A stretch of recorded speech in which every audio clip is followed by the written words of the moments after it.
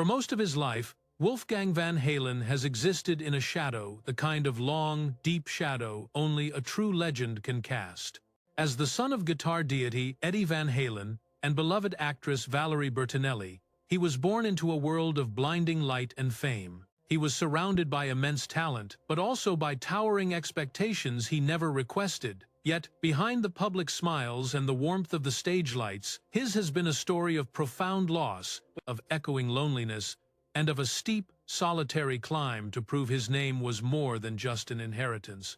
What began as a childhood, steeped in music, would unfold into a lifelong trial of identity and survival, a constant battle between the shadow and the spark. For Wolfgang Van Halen, music was never a simple career choice. It was a fundamental part of his DNA. But for most of his life, that incredible gift was shackled to a burden, being the only son of Eddie Van Halen. To be the child of one of the most innovative guitarists who ever lived meant a life under the microscope of constant comparison. From the moment he took his first steps, the world had already written his script. But what no one could see was the quiet war being waged within him, a fight to be heard as himself, not merely as the reflection of a myth. Born in 1991 to Eddie Van Halen and Valerie Bertinelli, Wolfgang entered a universe of fame and a wall of sound he did not ask for. The relentless cameras, the adoring fans, the very legend of Van Halen, all of it, existed as a force of nature before he even understood what music truly was. And yet, inside the walls of his home, life was surprisingly ordinary. Valerie and Eddie were determined to raise him with his feet on the ground, shielded from the intoxicating poison of celebrity. They never pushed him towards the stage or the recording studio. Instead, they gave him the rarest of gifts in that world, the space to find his own way. My mom did a really good job at grounding me, he would later reflect. It wasn't lavish or insane. It felt, against all odds, completely normal, even in a household where rock and roll royalty might drop by like they were neighbors. Wolfgang's childhood was not a glamorous affair. His days were filled more with toys than with instruments, more with cartoons than with guitars. To the outside world, he was the prince in waiting, destined to inherit his father's crown. But on the inside, he was simply a shy, curious boy with a gentle spirit, a kid who loved the sound of music but didn't yet realize it would become the language of his soul. But that quiet innocence was a fleeting season. One day, exploring the artifacts of his father's world, he found a stack of Van Halen records. The covers were mystery portraits of men he didn't know, bathed in stage lights, surrounded by roaring crowds, and his father, holding a guitar that seemed to pulse with a life of its own. "I saw my name on the box," he recalled years later, "and I asked my dad, 'What's this?'" His father's reply was deceptively simple. "Oh, yeah, this is what I do."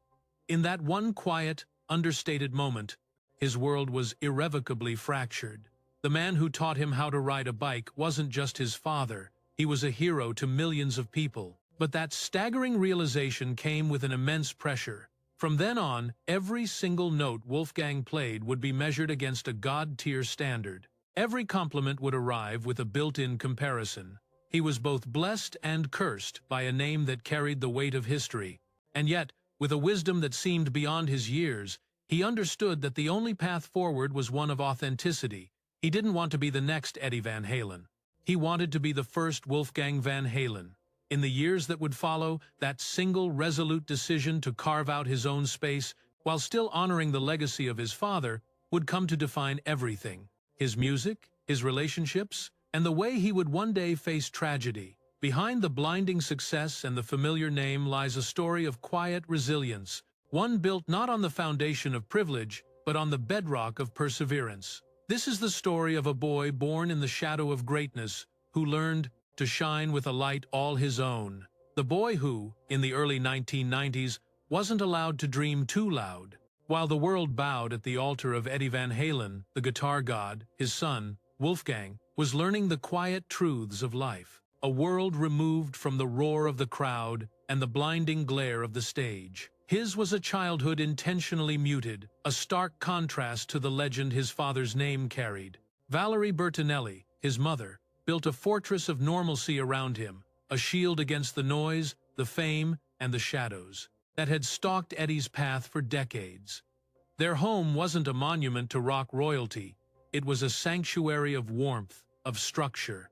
And though gold records lined the walls like trophies from a distant war, Wolfgang's world was defined by a different kind of rhythm, a steady, quiet routine. The cadence of family dinners, the scratch of a pencil on homework, the echo of laughter, and the profound, rare sound of silence. But Eddie, he was determined to be a father the world never saw.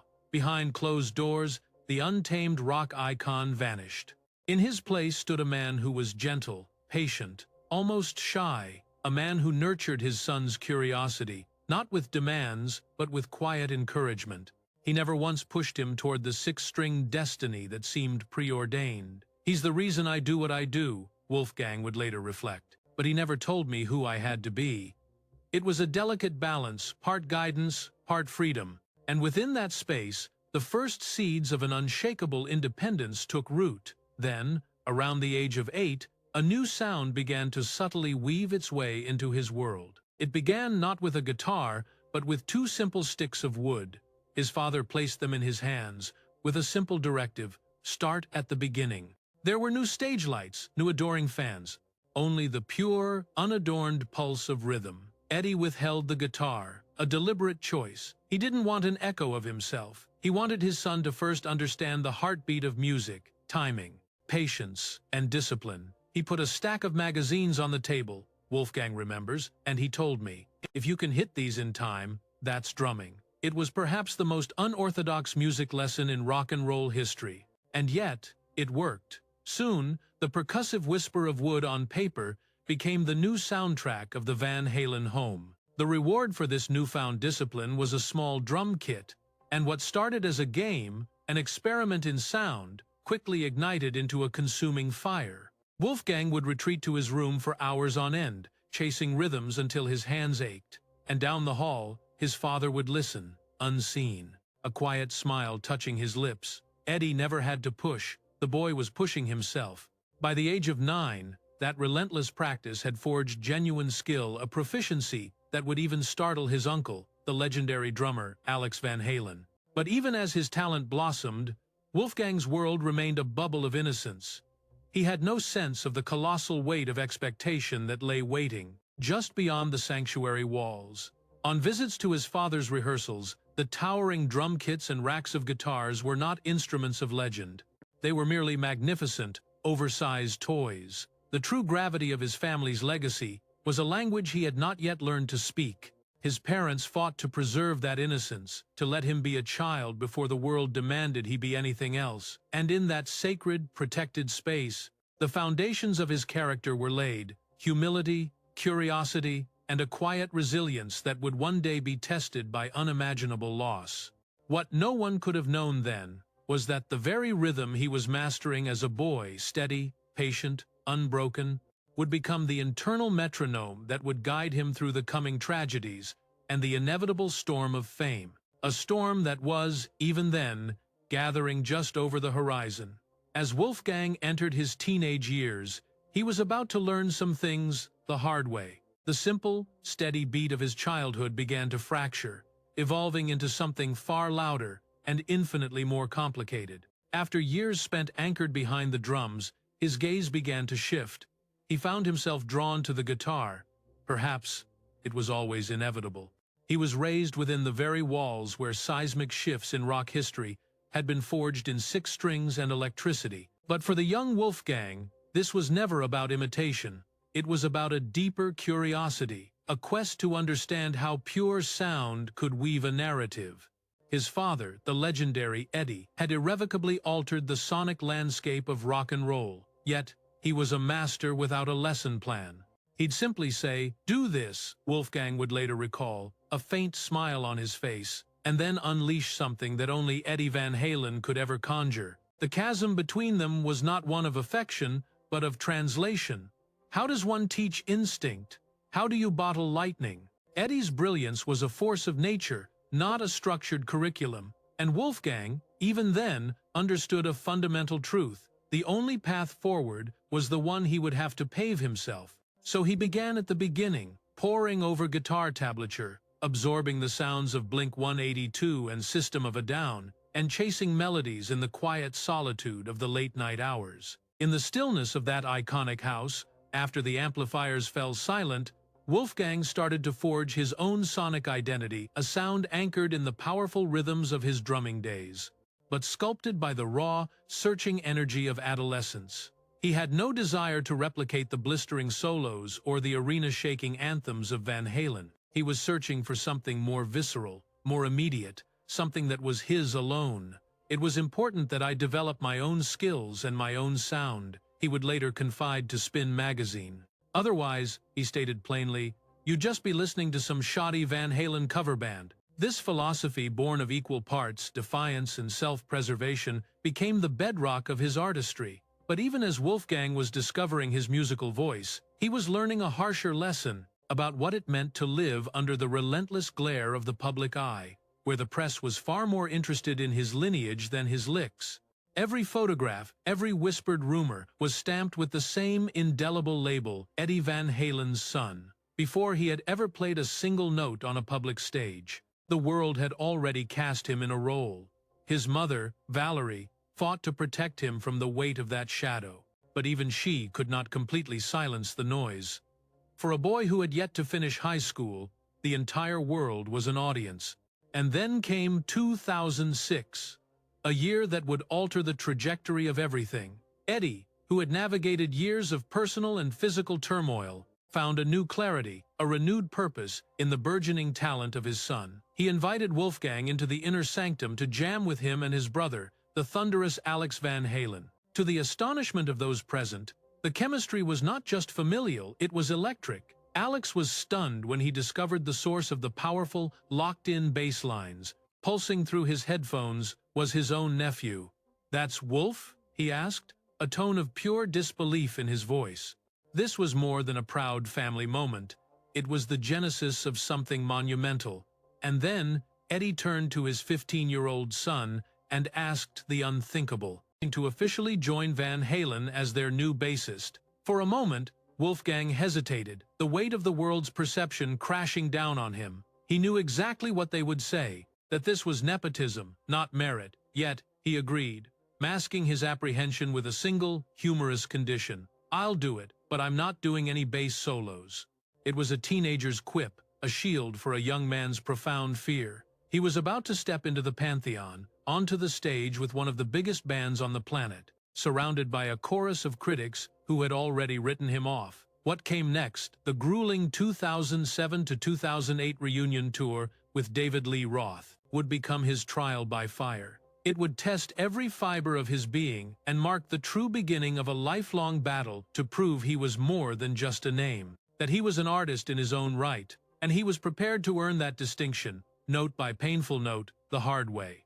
As Wolfgang entered his teens, a boy's curiosity hardened into an artist's obsession. By the age of 12, he was deep in experimentation with the guitar, but this was a journey he took alone. "My dad wasn't the best teacher," he would later reflect with a laugh. He'd just say, "Do this," and then play something absolutely insane. And so, Wolfgang resolved to become his own mentor, fiercely determined to carve out a sound that was uniquely his, studying the architecture of songs from bands like System of a Down. And even with influences like Blink-182, he wrestled with the shadow of his lineage, refusing to be a mere clone. "It was important that I develop my own skills and my own sound," he would later confide to Spin magazine. "Otherwise," he reasoned, "you'd just be listening to some shaky Van Halen cover band." Then, in 2006, when he was just 15 years old, Eddie made a fateful decision, one that would thrust his son directly into the eye of the storm. He invited Wolfgang to join Van Halen. He was to be their new bassist, replacing the beloved, longtime member, Michael Anthony. For the legion of fans, it was nothing short of scandalous. The ultimate act of nepotism. But for Wolfgang, it was a trial by fire, a crucible forged from a deep and unwavering love for his father. The pressure, however, was a crushing, unbearable weight. "It was tough," he admitted, the memory still raw. "I was there to support my dad. But I became the biggest enemy of every 40 to 50-year-old man out there.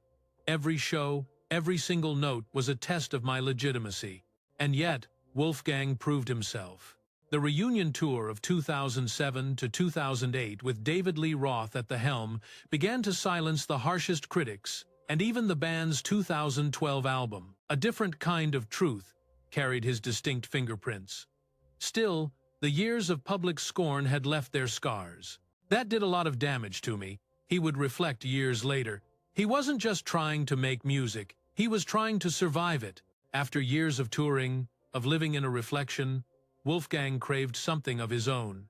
In 2013, he broke away, joining the band Tremonti. Formed by Creed's Mark Tremonti, it was a world away from the Van Halen dynasty.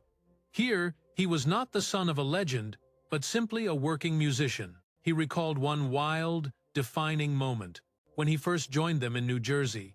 "I went over one night at midnight," he remembered, "and learned the entire set. And the next day we were on tour. With them, he would go on to record 2 albums, Cauterize and Dust." He was balancing a dual life, a member of rock royalty and a man seeking freedom from his own last name. But fate is not always kind. In 2020, the shadows gathered. But then, a shadow from a long-fought battle re-emerged. The cancer Eddie Van Halen had first confronted in 2001 returned with a devastating force. On the 6th of October, 2020, the world lost one of its most iconic guitarists. For Wolfgang, it was the day his own world collapsed into silence. "Some days are better than others," he told Carson Daly through tears, his voice heavy with loss. "It doesn't seem like the pain will ever go away. The grief was an ocean, threatening to swallow him whole. I feel like crawling in a hole every day," he confessed. "But I know my dad would be really disappointed in me if I did." In the hollow months that followed, Wolfgang poured all of that pain, all of that love, into his music. Every chord was a conversation with a ghost. Every lyric carried the immense weight of a legacy. In 2021, Wolfgang released his debut album. He called it Mammoth WVH. The title itself carried a deep and profound meaning. Mammoth had been the original name of his father's first band, years before the world had ever heard of Van Halen. This was Wolfgang's way of reclaiming the past, while defiantly defining his own future. Every single instrument on the album, the drums, the bass, the searing guitars, the vocals, was performed by him, and him alone. "It's 100% all me," he told NPR. "It's more pressure, but it's creatively freeing." The album's lead single, Distance, a haunting eulogy written in memory of his father, became a #1 hit on Billboard's hard rock chart. It earned him a Grammy nomination for Best Rock Song. It was his first solo release, and his first undeniable taste of validation on his own terms. "We came, we saw, but we did not conquer," he joked on Instagram, in a photo with his mother, Valerie, and his girlfriend, Andrea Olsop, at the 2022 Grammys. But the humor masked a deeper emotion, a strange and beautiful parallel. Eddie hadn't won a Grammy on his first try either. "I guess I'm following in his footsteps," Wolfgang said quietly. That same year, he took Mammoth WVH out on the road. He was stepping into a harsh, singular spotlight, no longer the bassist in the background, but the frontman, alone at the center. The fear, he would later confess, was paralyzing. "I was sitting in the dressing room thinking, I don't know if I can do this." But then, a transformation. The moment his foot touched the stage, the doubt began to recede. In that instant, the universe realigned. For the very first time, the notes filling the air were not an echo of his father's legacy. They were his. A new chapter, forged in his own sound. Then, in 2023, after 8 years together, another profound shift occurred in Wolfgang's personal world. He married photographer Andrea Olsop, not in a grand hall, but in the intimacy of their Los Angeles home, encircled by 90 of their closest friends and family. And as the ceremony began, a familiar sound filled the air, a recording of Eddie Van Halen's instrumental, 316, the very piece of music his father had composed to celebrate his birth. The melody carried him and his mother down the aisle, a spectral presence made of sound. "It was a way to include my dad," Wolfgang would later say, his voice hushed with emotion. A proud Valerie Bertinelli, her face radiant, observed to those around her, "They really get each other. They're so comfortable together." That same year, buoyed by this personal harmony, he released his second album, Mammoth 2, once again a testament to his singular vision, playing every instrument himself. His confidence on the record was palpable, yet the humility that defined him remained. Luckily, he noted, people are starting to become fans of the music first, and only then realize who my dad was. Then, in March of 2024, his name appeared in headlines once more, this time from a place no one expected, the Academy Awards. There he was, on the world's biggest stage, performing I'm Just Ken alongside Ryan Gosling and the legendary Slash.